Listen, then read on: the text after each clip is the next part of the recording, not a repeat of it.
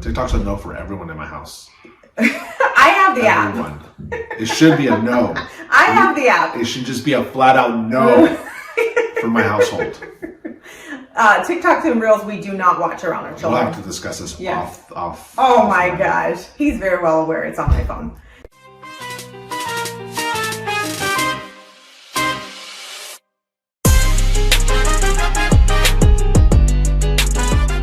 We're talking a lot about, kids with freedoms and responsibilities, and our previous video was about freedoms. But just to follow up with that, I felt it was important to also have safeguards in place. Obviously, we live in a world where, especially now with the digital age, our kids have access to so much information readily available at their fingertips, and if you're not careful, they could be exposed to a lot of really disgusting, terrible things. So because of that, one of the things that we've always taken very seriously, and I encourage every parent to do that, is to have safeguards in place. What that might be for you, your household might be different than ours, but these are just some of the things that have worked for us. To start off with, we all have Apple products, so we do have Apple Family that allows me to restrict things that they can see on an iPad or an iPhone, allows me to restrict certain content if it's rated, R or NC-17 or different things like that.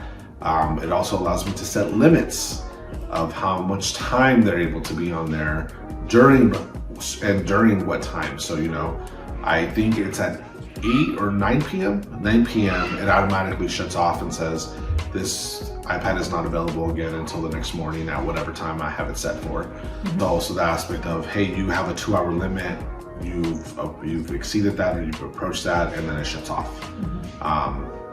They do have the option of asking for more time. So sometimes if they're in the middle of a game or a video, they're like, can I just have 15 more minutes to finish this? They'll ask and I'll add 15 minutes or whatever, my wife will. Mm-hmm. But yeah, so that's the number one, right? We have Apple Family, we're able to monitor content, we're able to restrict and to have parameters, like this is when you're allowed to use it, how much time for, and everything like that. We have Xbox, we're an Xbox family. We also have PlayStation, but we mostly play on Xbox. And so I do the Xbox Family app, same thing. I can restrict content. You're not allowed to play games that are rated a certain rating, or you're only allowed to play X amount of time per day, or, and I can adjust it per day. So during the weekday when it's school, time's less. On the weekend, I give a little more time. Again, and this applies to us because we do allow gaming in our household. If you don't, then it's not something that you have to worry about, obviously. Look, some of this involves work. Some of this involves taking time. My kids will be like, okay, we're done with our iPad for the day, so I'll go through their history. What have you been watching? And stuff like that, because if there's any content that's questionable, I immediately want to be like, no, this is not allowed. This is somebody who we put on the ban list. We communicate with our children why, who they are, why, and have them also share feedback as to how they got introduced to it and why they agree they shouldn't watch something. Because one of the things that we did was we got YouTube Premium for 2 reasons. One, because some of the ads on there are terrible. Yes. And it happened, I think, around Halloween, and there was like an ad for like a super scary movie. Correct. Or like, I think it was like a scare. And this was on like the children, the YouTube kids. This was a YouTube. That you would think is safe. It's freaky, and one of my kids saw it and had nightmares for a couple nights. And so we decided to do that to eliminate ads. But then it also gave us the option to have them be able to download videos from a pre-approved list of content creators and then watch them offline, so they don't get any recommendations. We haven't always stuck as firmly to that. That's probably more for travel. Yeah, it's more for travel, but it is an option for parents who maybe want to have even a little more of a safeguard. You can basically say you can only watch these videos offline, so they never get a recommendation list. It's a neat tool. With Premium, each of the kids also has their own login, and so what our 14-year-olds and what our 10-year-olds are watching, they don't mix. They don't mix. Like, oh, your stuff's on my playlist. It's more so if there is something that we are allowing our 14-year-old to watch, but not our 10-year-old, it's not. There's no cross. There's no overlapping. There's no overlap like that, you know. Another thing that that you can do, parents, I don't know how many of you are tech savvy or not, but you can go into your actual Wi-Fi settings or internet settings for your household, and you can limit devices. You can limit devices to certain times of the day, to a certain amount of time. You can, different things like that. I mean, there's a lot of tools out there, a lot of tools. And I'm not necessarily the most tech savvy person, but there's YouTube. Yes. And if you search things on YouTube, you can find a plethora of information, that a lot of videos, a lot of great, you know, step-by-step instructional videos on how to set up these different protection things. There are great things like Covenant Eyes that you can put on devices and that give a report to the parents to say, hey, this website was, they tried to access this website, or this was found, or what. I don't think there's a limit to the number of protections that you can put on to safeguard, you know. And it's not like I'm trying to control my kids, and it's not like my kids are not eventually gonna be aware of the ugliness that's out in the world. But I don't want it to happen when they're 6 or 7 or 8. That happened to me. That unfortunately is part of my story. I got exposed to some very terrible things at the age of 6 years old. And that's not something that I want for my kids. You know, so as parents, our due diligence is to, if we are going to allow certain freedoms to our kids, is to also make sure that we safeguard those freedoms and that we monitor them. It's not spying, it's being a parent. It's part of your job. It's part of our job. We are not exempt. We fully take acknowledgement to the fact that if our child or children wanted to have access to something, they could figure it out. Right. We fully understand that. And so it does start with the heart of your child on any matter. And so understanding that we are speaking to our children in the sense of, these are things that we allow, or that we understand that you want to be able to enjoy. But we want to guard your heart before allowing any freedom in your life. If we find that there is something that is questionable, they fully understand. We're going to watch their videos at any given time. We're going to check their friends list at any given time. Right. Friends list. We've done that. I've gone through my kids' Xbox friends list, and I don't know who this person is. You got to unfriend them. I don't know who this person is. You got to unfriend them. Like, we have to know who they are. Yes. We have to know their parents, their family. We need to be able to contact parents. Yeah. We just, if I don't know them, it's like, I have no idea what influence this kid has. So that's not something that I'm okay with. So I have made my kids unfriend people from their list, and basically say, like, sorry, I can't have you on my friends list. It's obviously the heart of your children, and you want to protect that as much as possible. Yeah, so there's also perimeters that you can create within Fortnite. There's the honor system. With that, again, that's with the friends list, with Roblox, Minecraft, and with Fortnite.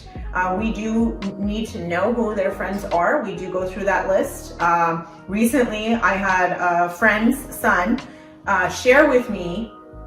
We were talking on Zoom, and he said, I sent Caleb a friend request, but he didn't accept it because I changed my name, and he didn't accept it. And in my mom heart, I was just so proud to hear that, because we've had to work on it. Yeah. We've had to work on that. And so I let my son know, hey, if you have he's going to send you a new request. I've already okayed that, and you can accept that. Yeah. But that starts with trust. Yeah. It's trust on both ends. It's trusting the parent. The child can trust the parent to know that we are being reasonable. Yeah. And again, like, for us, it's there's a line. There's reasonableness, but then there's certain things that's like, so I'm sorry, this is just the way it is. So, like, for example, any game that's rated a certain above on iPad, or on iPad, anything they want to download, anything they want to even purchase, we have to approve it. Correct.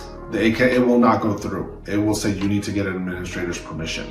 On Xbox, it's a password. I have set it so, like, if the game's like rated G for or rated E for everyone, then I'm like, I don't care. Like, you know, it's like playing Mario or whatever. But a certain rating and up, they have to. It comes to the app. And I'm like, well, what game is this? Let me look. And usually what I will say is, like, let me look into it. And then I'll research the game, I'll research the content or whatever. And if I feel it's appropriate for my kid's maturity and age level, then I'll approve it. If not, I will say no, and these are the reasons why. And sometimes the answer is not yet. Yes. Sometimes the answer is sometime in the future I'll let you play this. I know for a long time, you know, my oldest would be like, can I play Call of Duty? I'm like, no. Even with Fortnite, it was no. And then eventually I was like, okay, you can do it now. And there are times when I've had to be like, not right now. Not right now. You're not allowed to play this right now. Or we've had to scale back, like my wife has said, I think either in this video or a previous video, where we said, you know, we gave you this privilege, but we've seen how it's affected you, so we're going to scale that back.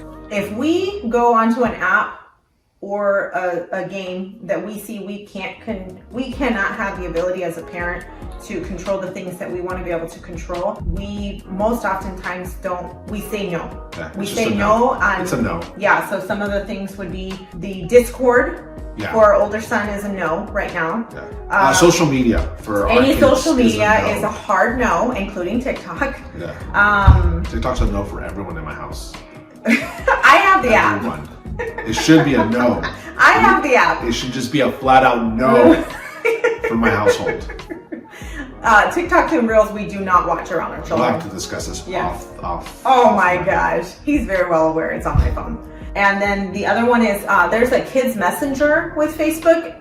That's in the count of social media for us, and so it's a hard no. Because even like group me, you know, like I have the ability to go into my kids' accounts and see if anyone has sent them a message. Even that I'm so worried with. I don't like the fact that people can DM each other on Xbox or things like that. Right. But like even creating more avenues where random people can communicate to my kids through DMs, whether it's instant messenger, whether it's that, I'm not okay with any of that. So that stuff is just flat out no. You know, that's a hard no right now because I have no idea who really is on the other line. Right. It could be another 14-year-old boy that's just, you know, hey just man, as great as ours. Hey man, you know, I saw that you were really good at that game. Like, you want to team up? Or it could be some weirdo, some pervert, you know, for lack of a better term, that's on the other end. And I'm not willing to take that risk. At the end of the day, it is our responsibility, but also our prerogative as parents to do these things. Sometimes kids don't like it. Sometimes they're not happy with the restrictions that have to be put in place. It's either you can take this freedom with the caveat that it has these restrictions, or you don't have to have it at all. Some is better than none. Right. I say, do you want us to not have it? Because we could do that too. Yeah. And they're okay, we'll take it with these freedoms. Exactly. That's usually the response when it's recently shared with a friend. If those are the things that our kids are going to grow up and say, gosh, my parents were always required parental controls and passwords. Yeah, I'm okay. I can live with that. I can live with that. But anyway, guys, so I just encourage you to take some time, you know, research this stuff. If you have any questions, interested in any of that stuff, you know, I'm more than happy to answer any questions. I know my wife is too. So happily provide any links to any of the tools that we've mentioned in this video of what we found to help us navigate through this crazy world and parental controls that come with it. Comment below, hit the like button, subscribe, all that good jazz.